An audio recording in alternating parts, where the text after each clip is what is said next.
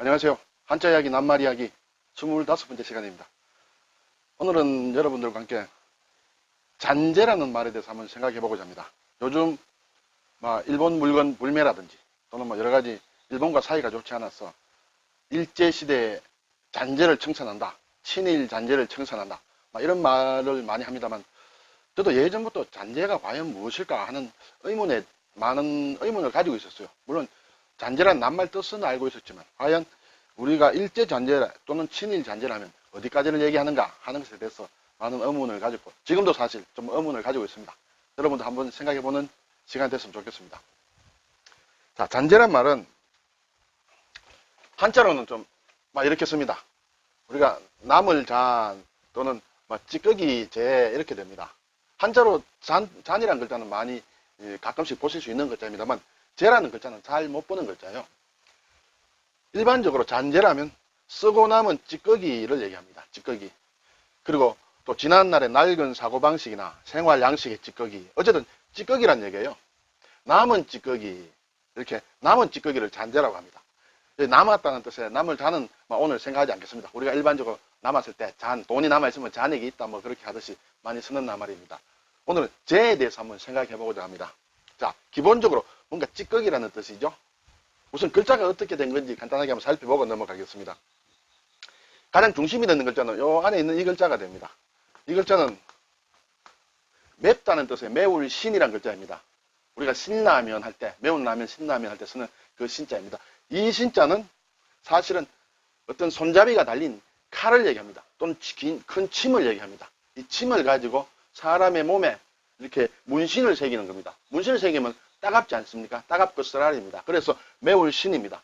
그리고 적군과 다른 나라와 싸워서 포로를 잡아왔을 때는 그 포로들에게도 뭔가 문신을 새깁니다. 도망가지 못하도록. 그러겠죠? 그래서 이것은 큰 칼을 얘기합니다.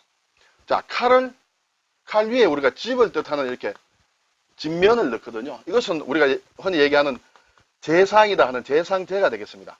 재상. 지금으로 치면 장관쯤 될까요? 그런 사람을 이제 재상이라고 하죠. 자, 칼을 집 안에서 쓴다는 것이죠. 집 안에서 칼을 쓰는 사람은 요리사를 뜻합니다. 일반적으로. 그렇겠죠? 그래서 이 죄수로 붙잡혀온 사람, 결국 이 신자는 죄수로 잡혀온 사람일 수도 있거든요. 문신을 이렇게 새긴 그런 사람. 그 사람이 집에서 칼을 쓴다는 것은 요리를 한다는 그런 뜻이에요. 그래서 옛날에는 요리사 중에 재상이 된 사람들이 가끔 있었는 모양입니다. 아마 인터넷 같은데 요리사, 재상 이렇게 치면 그런 사람이 나올 것으로 이렇게 생각이 됩니다. 아마 재밌는 기사들이 있으니까 한번 시간이 나시면 한번 검색해 보셔도 괜찮을 것 같습니다. 그런데 오늘의 주제가 되는 낱말, 이 찌꺼기 재는 여기에 삼수를 붙였습니다. 자, 요리를 하게 되면 안에 뭔가 찌꺼기가 남겠죠. 요리를 마친 이후에 찌꺼기. 그것을 재라고 합니다. 또는 그릇에 찌꺼기가 남으면 물때가 생기죠. 그것도 재라고 합니다. 그리고 술이나 무엇을 담아놨을 때 오래 담겨두면 밑에 이렇게 가라앉는 것이 있습니다. 앙금이 있습니다. 그런 것도 재라고 합니다. 자, 어쨌든 이렇게 해서 잔재란 말은 뭔가 쓰고 남은 찌꺼기다. 그런데 우리가 오해하기 쉬운 거는 이렇게 남을 잔, 이슬재라고 하는 이 글자를 써서 남아있다라는 뜻으로 이렇게 잔재, 이렇게 오해하는 분도 있을 수 있겠죠. 어쨌든 지금까지 남아있으니까. 또 오해할 수 있는 것은 남아있다는 잔은 한자인데 한글로 순우리말인 재, 어떤 물질이 불에 타서 다 타버린 데 남는 잿더미가 된 재가 있죠. 남아있는 재, 이렇게도 한자로 이렇게 공부를 하지 않으면 오해를 할 수가 있겠죠. 일반적으로 크게 보면 그러면 우리가 잔재라고 할 때 이 잔재와 잔재 세 가지 중에서 하나를 택해야 되는데 일반적으로 이러한 잔재라고 알고 있으리라 생각이 됩니다. 네. 그러한 상황 하에서 다시 한번 보면, 그럼 이러한 잔재의 용례를 한번 보자. 폐허가 된 잔재, 폐허의 잔재 이렇게 쓸 수도 있을 것입니다. 사전에도 나오는 용례입니다. 그리고 봉건시대의 잔재, 유신잔재, 구시대의 잔재 이런 얘기도 많이 할 수 있습니다. 별로 이럴 경우에는 별로 좋지 못한 얘기가 나와 있죠. 일반적으로 구시대 이러면 잔재, 어쨌든 뭔가 찌꺼기니까 그런 용법이 있습니다. 자, 오늘 드리고 싶은 말씀은 우리가 일제의 잔재 또는 친일 잔재 이런 말을 우리가 지금도 이렇게 현재 쓰고 있는 것인데, 과연 이것이 무엇을 뜻하는가? 저도 사실 솔직하게 잘 모르겠어요. 그래서 여러분도 한번 생각해 보시라는 겁니다. 일제는 무조건 다 잔재인가? 일제가 한 것은 전부 잔재인가? 또는 친일파 또는 친일적인 것은 전부 잔재인가라는 질문 하나. 또는 아니면 일제나 친일한 사람들의 나쁜 것만 잔재인가? 쉽게 얘기하면 일제가 한 것은 우리 입장에서는 거의 대부분 나쁜 것으로 생각이 됩니다만 만에 하나 혹시라도 괜찮은 게 있다면 그것은 잔재가 아닌가? 그것도 잔재인가? 일제시대에 남은 것은 모두가 잔재인가? 잔재는 버려야 되겠죠. 찌꺼기니까. 그리고 그게 아니다. 조금 괜찮은 거는 냅두고 좋지 않은 것, 나쁜 것만 잔재다. 그러면 나쁜 것만 버리면 되겠죠. 과연 어느 걸 선택해야 되냐? 저는 잘 모르겠어요. 솔직한 말씀으로. 자, 오히려 일제는 무조건 잔재다. 친일은 무조건 잔재다 하면 오히려 해결하기가 쉬워요. 전부 관련된 건 다 냈다 버리면 되니까. 그런데 좋은 것은 놔두고 나쁜 것만 잔재라면 이제 작업이 들어가야죠. 나쁜 것, 좋은 것을 골라내야 되죠. 골라내는 과정에서 많은 사람들의 다른 의견들이 나오겠죠.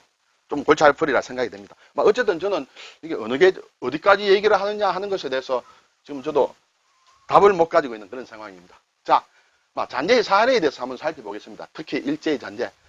일본 말의 잔재가 또 많이 있습니다. 사실은 우리가 일상생활이나 기술 용어나 법률 용어나 군대 용어나 모든 사회 각 곳에 우리의 생활에 미치는 모든 곳에서 말의 잔재가 남아 있습니다. 일본 말을 그대로 쓴다든지 그것이 조금 변해서 쓴다든지 하는 것이 상당히 많이 있습니다. 어느 정도까지 없애야 되느냐? 거의 생활 용어 된 것 그런 것이 상당히 많이 있습니다.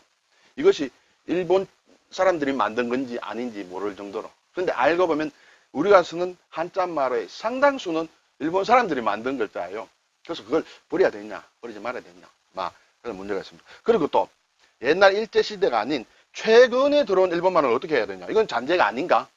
쓰나미라든지 이지메라든지 가라오케라든지 이자카야라든지 이러한 것들이 물론 옛날에도 일본에도 있었는 낱말이죠. 그렇지만 우리가 해방이 되고 나서 이런 말은 잘 안 썼어요. 근데 최근에 되면서 이제 이런 말도 자꾸 쓰게 됐어요. 최근에 들어온 옛날 일본 말이에요.